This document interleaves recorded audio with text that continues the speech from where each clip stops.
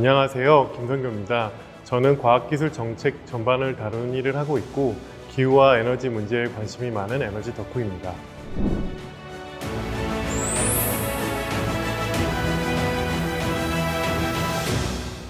9시 47분 그리고 8월 22일 이게 무슨 시간이야? 혹은 이게 무슨 날짜야? 싶으신 분들이 있을 텐데요. 현재 시각 9시 47분 혹시 환경위기 시계라고 들어보셨나요?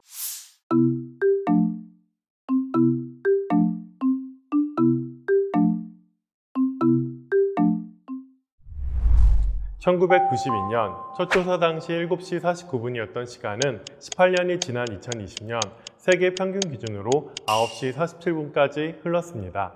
그리고 대한민국 환경위기 시계의 현재 시각은 9시 56분입니다. 12시가 되면 인류 생존이 불가능하다는 것을 의미하는데 우리가 세계 평균보다 더 위태롭다고 말할 수 있습니다. 그렇다면 환경위기 시계에 가장 큰 영향을 미치는 요인은 무엇일까요? 바로 기후변화입니다. 8월 22일 2020년 지구 생태 용량 초과의 날입니다. 이날은 우리 인류가 지구가 감당할 수 있을 회복할 수 있는 자원의 양을 넘어서는 날을 의미합니다. 그런데 여기서 우리는 기후변화라는 단어가 과연 적당한 것인지에 대해서도 생각을 해봐야 됩니다. 영국 언론 가디언은 지난 2019년 기후변화 대신 기후비상사태, 기후위기, 기후붕괴 등 보다 심각한 용어로 바꾼다고 밝혔습니다. 변화라는 중립적인 단어가 아니라 고통을 전달하는 훨씬 명확하고 직접적인 단어를 사용한 것이죠. 그렇다면 그 고통이 얼마나 크길래 기후재앙이라고 지었을까요? 작년에 호주와 미국 서부 지역에는 대형 산불이 발생하고 우리나라와 중국에는 집중호우로 홍수가 발생했는데 이러한 기상이변의 기저 원인에는 바로 기후변화가 있다고 볼 수 있습니다. 이렇게 위기, 재앙 수준의 기후변화를 몰고 오는 가장 큰 이유, 바로 온실가스로 인한 지구온난화 때문입니다.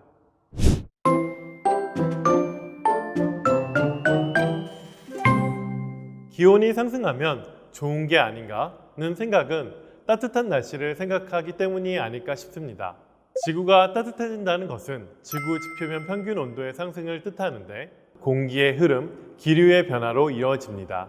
그 결과로 어떤 곳은 집중호우로 홍수가 발생하고 어떤 곳은 극심한 가뭄이 발생하게 된다는 것을 말합니다. 이러한 기상이변 현상이 빈번해지고 그 정도가 더 심각해질 가능성이 높다고 볼 수 있습니다. 물론 이런 지구 지표면 온도는 자연적으로 변화하기도 합니다. 빙하기와 간빙기가 바로 그것인데요.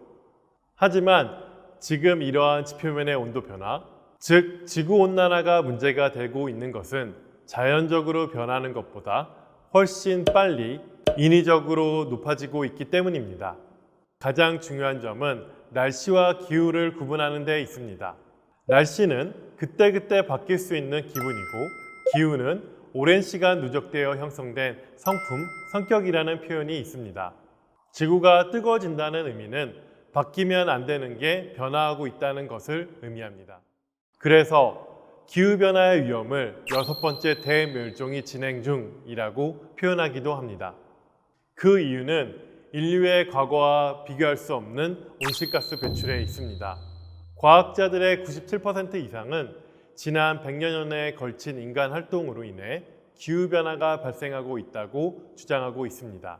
기준 시점을 1850년으로 잡는데요. 우리 인류가 화석연료 사용을 본격적으로 증가시킨 시점이기도 합니다.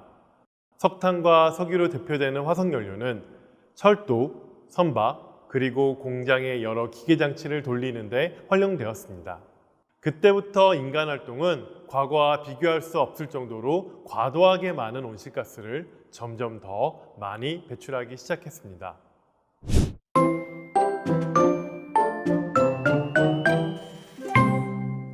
500억 톤 매년 배출되는 온실가스 배출량을 말합니다. 여기서 가장 중요한 점은 어디에서 배출되고 있는가에 있습니다. 우선 무언가를 만드는 것, 시멘트, 철, 플라스틱 등 다양한 제조 과정에서 약 31%가 배출되고 있습니다. 그 다음은 전기 생산이며 27%가 배출됩니다. 여러 식물과 동물 등 무언가를 기르는 행위를 통해 19%가 배출됩니다. 그리고 어디론가 이동하는 것, 자동차, 선박, 비행기 등에서 16%가 배출됩니다. 에어컨, 온풍기, 냉장고 등 따뜻하고 시원하게 만드는 것에는 7%가 배출됩니다. 이를 정리하면 먹고, 생활하고, 만들고, 이동하는 우리의 모든 삶의 영역에서 온실가스가 배출되고 있다고 볼 수 있습니다. 결국 기후변화를 막기 위해서는 삶의 방식을 크게 전환시켜야 한다는 것을 의미합니다.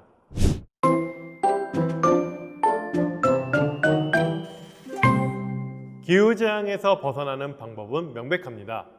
바로 탄소 중립을 달성하는 것입니다. 탄소 중립이란 탄소 배출량과 탄소 흡수량의 합계를 같게 만들어서 순 배출량 0에 도달, 유지하는 것을 의미합니다. 이를 넷제로, 순제로라고 표현하기도 합니다. 최근 여러 국가들이 목표하고 있는 2050년 탄소 중립은 지구 지표면 평균 온도 상승을 1.5도 이내로 막기 위한 최선의 수단을 의미합니다.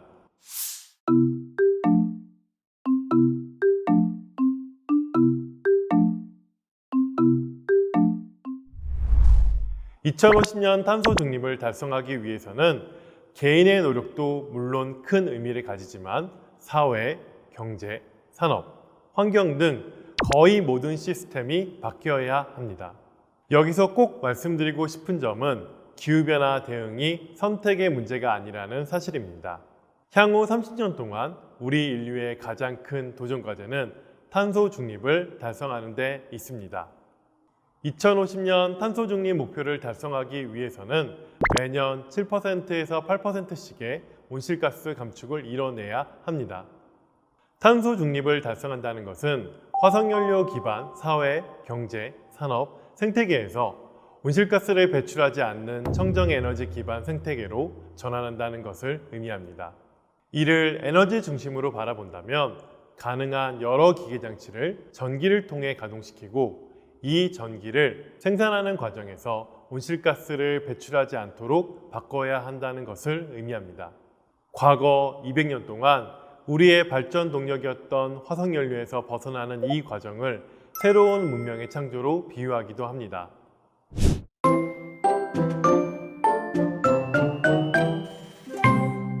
우리 인류는 산업혁명 이후 급격한 성장을 이뤄냈습니다. 화석연료를 더 많이, 더 빠르게 사용해서 더 많은 기계장치와 산업을 구축하고 지금과 같은 풍족한 삶의 조건을 만들었습니다. 문제는 이러한 화석연료 사용이 지구의 온도를 높이는 온실가스를 과도하게 배출하고 있다는 사실입니다. 과학자들은 경고합니다. 이러한 삶의 방식이 바뀌지 않는다면 우리 인류는 6번째 대멸종의 위기에 처하게 될 수 있습니다. 이러한 기후재앙에서 벗어나는 길은 2050년 탄소 중립을 달성하는 것밖에는 없습니다. 우리의 거의 모든 것을 바꿔야 합니다. 개인의 노력을 넘어 국가와 세계가 함께 나서야 합니다.